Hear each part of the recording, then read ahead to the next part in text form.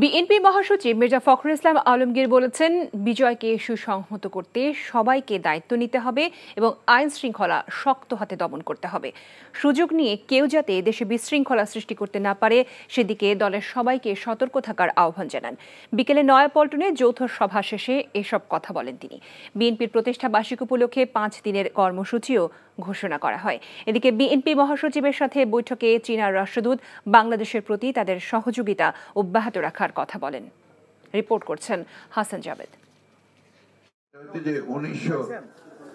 বিএনপির নয়াপল্টনের কেন্দ্রীয় কার্যালয়ে দলের প্রতিষ্ঠাবার্ষিকী উপলক্ষে মির্জা ফখরুল ইসলাম আলমগীরের সভাপতিত্বে যৌথ সভা অনুষ্ঠিত হয়।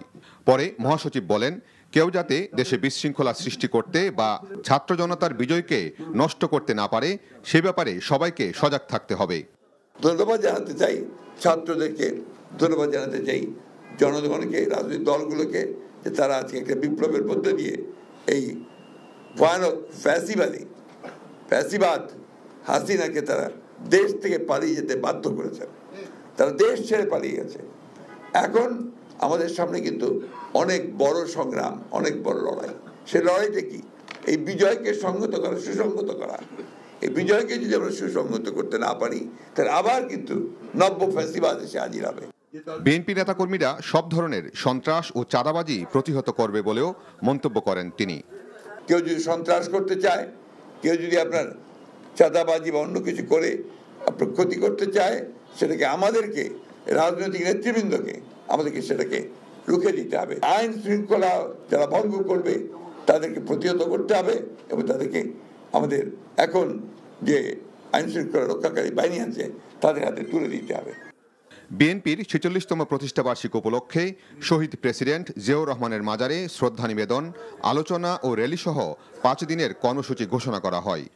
46তম প্রতিষ্ঠা বার্ষিকী উপলক্ষে এদিকে ছাত্র জনতার গণ অভ্যুত্থানে ছাত্রদলের 49 জন নেতাকর্মী শহীদ হন। তাদের স্মরণে রাজধানীর নয়াপল্টনে শোক র্যালি করে সংগঠনটি।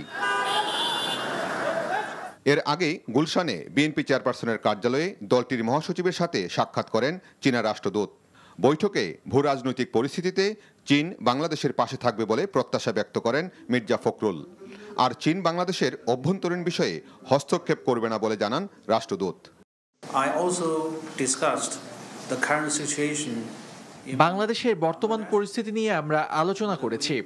চীন বাংলাদেশের সহযোগিতাকে গুরুত্ব দেবে।